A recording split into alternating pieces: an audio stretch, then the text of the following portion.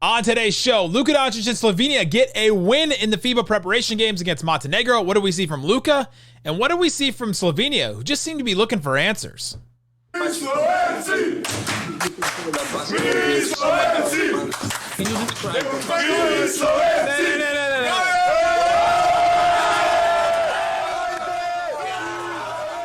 Welcome in. My name is Nick Angstadt, host of the Locked On Mavericks podcast and the NBA channel manager at the Locked On Podcast Network, your team every day. We host a daily, 5 days a week Dallas Mavericks show, Isaac and I. And today we're going to get into some more Slovenia in FIBA. They're continuing on their preparation games. So if you're interested in that, that's what we're going to talk about today.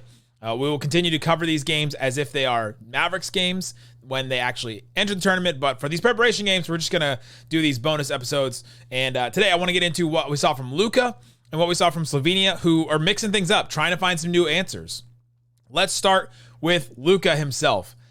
It's the first win for Luka and Slovenia. They lost both games to Greece, and now they win against Montenegro, 104-100. Luka finishes the game. 34 points, 13 rebounds, 14 assists. This man was doing everything. If you saw the pictures, we posted them on our YouTube community tab. If you saw the picture, Luka shaved his beard off. He took after Kyrie and shaved his beard off. He looked 5 years younger, but he was playing like he was 5 years older because he was just playing such savvy veteran basketball.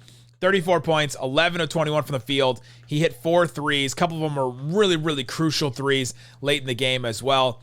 Two of his 4 threes were at the end of the first and second quarter. Step backs from at least 30 feet. I mean, maybe more than that. It was just looked super easy for him. He seems to be moving better on the court. We've talked about the last couple of episodes that he seems to be slimmer. He seems to be a little bit quicker with the ball. Glad to see that. He needs that. His trainer has been doing some great work with him. And so good to see that from Luka. That's the one thing that we're really looking for. If you're looking from a Mavericks perspective, the one thing you want to see from Luka is how does he look? What does he, look like physically on the court? How does he feel running back and forth around the court? So love to see that from Luka, but 34 points, first of all, 13 rebounds, 14 assists. He's doing everything. He's their entire offense. They haven't figured out who's that next guy to step up to create something for him. They've got Prepelic. Clement Prepelic had 17 points in this game. He hit he hit 3 of his 6 threes. He went to the free throw line a couple times. He can create a little bit, but he's more of the, I'm a shooter. He's Trae Young without the passing, kind of. Like, I'm going to take some deep threes. I'm going to take some wild running threes and things like that. He can get to the basket a little bit, but he's not going to create as much. And so he may be the answer for where they get some extra offense, but I'm not sure if they found that extra creator. So it's all on Luka. And when he's in the game, it felt like at times he was toying with this Montenegro team. And this is a friendly, it's an exhibition game, it's a preparation game, so it's not a real game in the tournament, but they are trying to work together to try and get some rhythm going, to try and figure out some things. And you can tell in this game, they really were trying stuff all over the place. And so we'll talk about that in a little bit. But just seeing what Luka can do. First game against Greece, we talked a lot about his passing and how his passing was just incredible. Second game, we talked a lot about his diversity of his offensive game, how he was doing a whole bunch of different things. This game, I think it was about him just taking control. I felt like he really took control of this game at times. He was a plus 14. Anytime he entered the game, Slovenia would build their lead back up. Anytime he left the game, they would lose the lead or they would, give up parts of their lead. It felt like Luka was really in control of this game. Nobody on Montenegro had any chance against Luka, and he knew it. And you can tell by one of the final plays of the game where Slovenia really took control. So Slovenia was up 85. Slovenia was up by like 5 with like 5 minutes left. You get down to 3 minutes left, and it's tied 90-90. And all of a sudden, Slovenia was like nursing this lead for a while. They had built up a lead in the third quarter. They were nursing this lead at the beginning of the fourth quarter. And with about 3 minutes left, all of a sudden it's tied. And you go, wait, what? What just happened? Did we just waste away that lead? The answer was yes, they did. Luka takes the ball, step back 3, nails it. They go up by 2. And then the next possession after that, Luka gets a mismatch against a Montenegro player that was just smaller and maybe quicker, but just could not hold Luka on a post at all. And so Luka immediately notices that, posts him up, kicks it out to Blazic. Blazic hits a 3. And then Slovenia is up by 4 at that point. And then at that point, Slovenia really had gained the advantage late in the game. And I felt that those two plays were Luka just realizing, I've got to take control of this moment right here. The step back three, you live with them. You live with them, you die with them with Luka at times. He hit one. He hit that step back three with about 2 minutes and 30 seconds left. He hit another one with 33 seconds left to give them a lead again when they were tied again. And that was the dagger with about 33 seconds left. You live and you die with those. And if he's hitting them like that, your team's going to win a bunch of games. The other thing was with like a minute 26 seconds left, they're only up by 5 at this point. Luka is on the left. He's on the baseline around the left block. He's getting double teamed. He's got the ball on his right hip. And Jordan Morgan, the center for Slovenia, is underneath the basket. And Luka looks around. Everybody seems to be covered pretty much, or he doesn't have a window. Goes behind the back. Bounce behind the back, under the basket. And between Luka and Jordan Morgan are two Montenegro defenders. And the ball gets to Jordan Morgan. An insane, just audacious pass from Luka. You love to see it. You love to see him take advantage of his passing ability and to see him thread the needle like that. He had a couple other passes that were just absolutely insane. And so great from Luka. Good to see him close out a game like this. He had a couple of big things late. The thing with Luka, though, his free throws. 8 of 15 from the free throw line. He missed 2 free throws late in this game with about a minute left. He could have put the game away, kind of put the game away there, but he missed 2 free throws. He missed, what did he miss? He missed 7 in the game. I mean, he's really struggling from the free throw line so far in these 3 preparation games. In the comments, I want to know, what should Luka do to work on his free throws? And don't just say it. Well, you can say whatever you want, but let me know what you think. I want some creative examples. What should Luka do to work on free throws? Because it does seem to be a struggle for him, and especially considering maybe he's got to get some more rhythm under his game and get back into it. But free throw seems to be a real struggle for him. That seems to be the one offensive thing he's struggling with right now.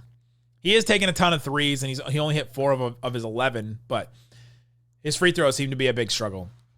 All right, Slovenia as a team, they're looking for answers. So Vlako Čančar goes down with the injury in the last preparation game. Doesn't seem like he's coming back. And so Slovenia completely changes up their lineup. They go with Luka, obviously. Jordan Morgan stays as the starting center, even though Mike Tobey's back. We'll talk about him in a second. But Luka, Jordan Morgan as the center. Jaka Blažić stays stays in the starting lineup. Then they bring in Bine Prepelic, who's the cousin of Klemen Prepelic, not the brother. The English announcer kept saying that they were brothers, but they're not. Bine Prepelic and then Gregor Horvat, and he started as well. And so they basically sent down or didn't start Zoran Dragic, and then obviously Vlako Čančar was not there, and so then they decided to bring up Prepelic and Horvat instead. They're trying new stuff. They're trying to move things around. I think in the first half, they played 12 different players. They played 12 different players just in the first half alone. They're trying new stuff. That's what these preparation games are for, to try and find different things, try and find who works, trying to find who can get something going. And I thought Prepelic, Bine Prepelic, who started, I thought he did pretty well. They brought him up because of the injury to Čančar. Čančar, sorry. Because of the injury to Čančar. And he hit a couple of threes. I thought that he had a decent game in this one. He stretches the floor. He's a little bit bigger. They need another one of those big wings. It feels like they have a ton of little guards, and they just needed one more big wing. I think Prepelic can be that. And so good to see him having an impact in this game. We saw a couple things from other players, but it's good to have Mike Tobey back as well. I thought that was another one. They need his size. It feels like now with these 3 centers, you have Jordan Morgan, who's great as far as a speed center. He's 6'8". He's smaller. He played at Michigan with Tim Hardaway Jr., but he's like a 6'8" speed center. He can get to the rim really fast. He can run out in transition. He can finish off of some lobs. But he doesn't have the size. Defensively, he just gets taken advantage of a lot. He's got the speed to be able to guard out on the perimeter. It feels a lot like Dwight Powell. It just really does. Feels a lot like that. He's got the speed to defend out on the perimeter, but he doesn't have the size to defend the rim, and that's something that they really struggle with. With Mike Tobey, you have a little bit more of that.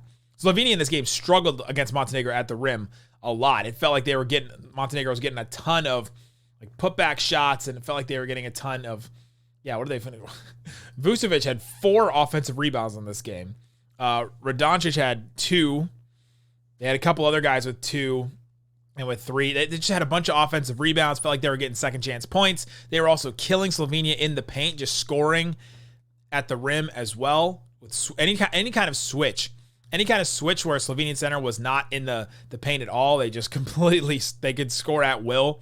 And that's where Slovenia really struggled defensively in this one against Montenegro. But Slovenia was able to close it out in part because of a really good third quarter where Slovenia finally got their offense started to get some movement. Felt like they really started to get some ball movement going. Their defense was getting stops and live ball turnovers. Live ball turnovers were huge in this game. Where in the past couple of games, it felt like Slovenia was the one turning the ball over a lot. In this game, they only had 7 and Montenegro had 12. That turnover battle is going to be huge for this team that doesn't get out in transition a lot, but when they do, they can be really effective. You love to see that. Love to see Slovenia getting active on defense, creating some turnovers, and getting some easy baskets, because in the half court, it's really just all Luka and trying to create something. So in that third quarter, they really got their defense going, getting some stops, creating some live ball turnovers. They pulled out to a 10-point lead. In about a 4-minute stretch, they stretched the lead out to 10. And then in the fourth quarter, they closed the game out like I talked about earlier with Luka. Some good stuff from everybody. They're trying some new stuff. They're trying new players. They're trying to find out who can be in this rotation, who is going to make the big impact. And I don't know if we found the other playmaker. Maybe it's Prepelic. Maybe he's the guy.